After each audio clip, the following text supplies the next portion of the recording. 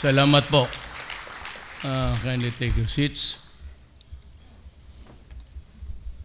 Former President and House Speaker Gloria Macapagal Arroyo and the other members of the House of Representatives, Senate President Vicente Soto, and the other honorable members of the Senate, Executive Secretary Salvador Mijaldia, Secretary to the Cabinet Carlo Alexi Nograles, and the other members of the Cabinet, other distinguished guests, ladies and gentlemen. I am pleased to be with you today. Well, at least we have been one of the eventful measures is the reapportioning of Leyte. This will end the communal wars between two cousins. Yan lang pala ang solusyon eh. You do not have to shoot the helicopter of the other guy. That is not proper politics. In coordination with concerned agencies in facilitating the passage of the key legislative measures, which would further support this administration's development agenda for inclusive growth, where no one will be left behind, hopefully. The laws that we pass today will surely make a positive impact on the lives of our people and foster a business environment that is conducive for trade and investments. Two of these legislative measures will improve our existing health care and pension services, which will benefit the poor and the vulnerable, always. The reason: by automatically extolling our citizens into the National Health Insurance Program and expanding health coverage to include free medical consultations and laboratory tests. The Universal Health Care Law that I signed today will guarantee equitable access to quality and affordable health care services for all Filipinos. The Social Security Act of 2018 also expands the investing capacity of the Social Security Commission, enabling the SSS to generate better income for members and pensioners. I also signed today the revised Corporation Code, which seeks to simplify corporate governance standards and establish a more business-friendly environment that will enable corporations and other juridical entities to thrive. The amendment of the Bangko Sentral ng Pilipinas Charter would also strengthen the BSP's financial stability and grant it more flexibility in the exercise of its regulatory powers. The amendment comes at a fitting time when the BSP is remitting to the national government partial dividends amounting to 4 billion pesos. This will come a long way to funding priority programs of the administration. We are also training and presenting today the Philippine Sports Training Center Act, which will establish a center for athletic development that will help maximize the potential and competitiveness of our local athletes. Lastly, the Act reapportioning the province of Southern Leyte will help ensure an even more adequate representation in Congress, enabling us to address the needs of the constituents from the two other legislative districts, and hopefully to promote peace and order in that province. I hope the last incident of shooting down a helicopter of your opponent will be the last violence in that province. Dito ba si Udong? Sorry, related ako sa kanila. Sabi ko sa kanila magpatayan na lang kayo para yung ibang mga kadugo natin may panahon na umakyat.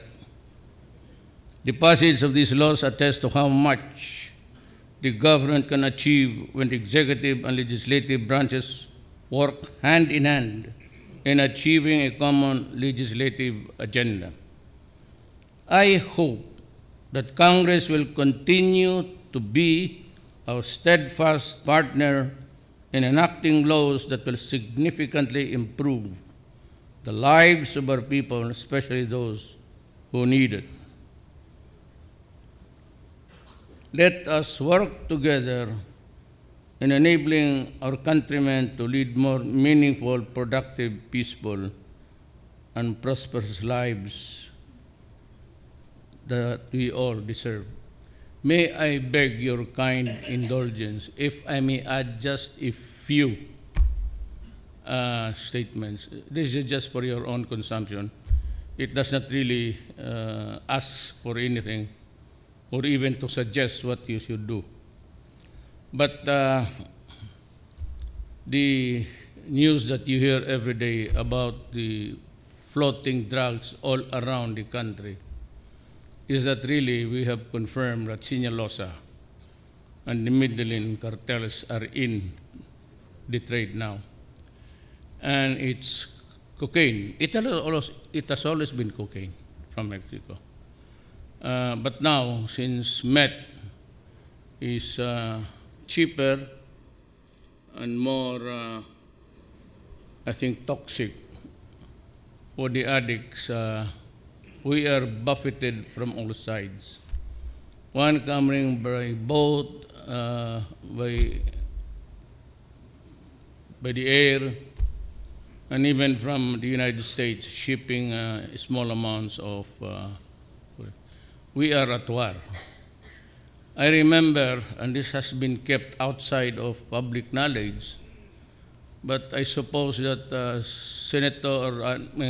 Secretary Alunan of the DILG before, 4 days or 5 days ago, came out with a statement that as early as during Ramos's time, he was called by the DEA, that is the department that takes care of the enforcement of drugs, that at that time his attention was called by America that we are sailing into a dark horizon of dark, and it could be a state narco-politics before we knew it. And I am declaring war. I am not declaring a punitive police action. It cannot help. It will not help. So early on I decided, but I think I'd be more, I said harsher in the days to come, because hopefully I cannot see a country of mine. I'm not speculating on my competence or ability, far from it actually. Nobody can solve it in due time. Pero gusto kong tapusin ko talaga to sa panahon ko. I have the 3 years left, and I'm putting notice to everybody. And the same sloganeering, maybe it leaves a bad taste in the mouth every time I say it, but I have to say it. At least you are forewarned. I will not allow my country to be destroyed with drugs. I will not allow my country to end up a failed state because of drugs. And I'm declaring war. And I said, I will kill anybody who stands in the way. And also for those guys who keep on with their business of importing, be they Mexicans or Chinese or Filipino. If you continue to feed our children with drugs, there's no way that talagang maabutan ko kayo at papatayin ko kayo. That's I'm ready to accept the consequences. I'm ready for hell. But I will never, never preside over a nation that would deteriorate in my presence. Hindi ako dyan. And I'm willing to gamble on this. Ayoko talaga. Not my country, not during the time that I am president. Mamahiya ako, mamatay ako sa hiya. So why should I die in shame? Sila yung mamatay. And we have improved the, I don't know. Why should I suffer in agony and sorrow? It is not the job of government to be sorrowful. It is for the criminals to avoid the streets. And our children and the citizens must be free any time to use the public streets and public lands. That the citizen can go anywhere. I don't want to mention a name, but I said they must be able to travel at night safe and sound, because those public streets, alleys, and public places belong to the people of the Republic of the Philippines.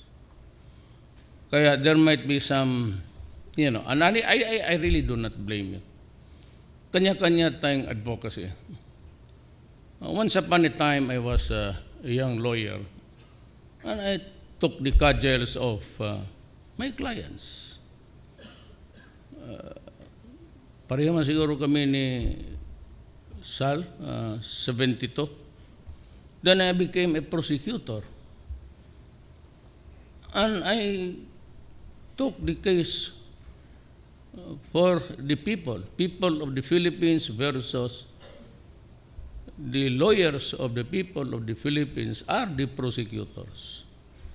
Then I became a mayor, and I had to protect public interest, public safety, public order, public health. And so I tried to be one. And I did it. Now that I am president, my duty, reduced in 2 sentences, will be something like to protect the people and preserve the Republic of the Philippines. That I will intend to do and more. Hindi sa panahon ko, not the NPAs, not the Abu Sayyaf, not the drug people. Alam mo kasi, just give me, may usapan ba kayo dik magkape? Yung social dysfunction ang ayaw ko. Because if the breadwinner of a family goes down, everything in that family becomes dysfunctional. Money intended for food on the table is no longer there. Money intended for the little expenses of the education of the children is no longer there. And the relations between the wife and the husband, wala na rin yan. The husband becomes impotent, he becomes jealous, he molds the wife, and the other side is itong mga drogista, when they take shabu, it's accompanied with always with alcohol. That was they get violent. They go inside the houses of people, rape the children, rape a 4-year-old. Look, if you do that, you don't deserve any day here. pag maganong ka, you to me, you're a garbage. If I shoot you there, you're just a carcass sa akin. Putang ina, basura ka lang. Look, itong mga human rights, I agree with you. Life is sacred. We do not want to kill people. It's an unsettling thought when you sleep at night, especially if you commit a mismatch or nagkamali ka, and it happened. And it will bug you all throughout your life. But you see, the number of people killed, how many? 5,000? Police say it's 5,000. Sabi ng ilan? 50,000, dagdagan mo pa. Dagdagan mo pa. Kasi ganito yan. Bato, when he counted, was 1,600,000. Adre, Manila lang yun. They were canvassing the guys appearing on TV a few months ago, lining up in public streets surrendering. But you know, the slide rate is always in a scale of the average failure is something like 7. Yan, babalik tagalan ng babalik yan until they become inutil. And the favorite line of the usual hula people who are rich are accepted. People who are rich do not use meth. That is intended for the poor market because it is affordable. The rich idiots in this country use cocaine, hashish.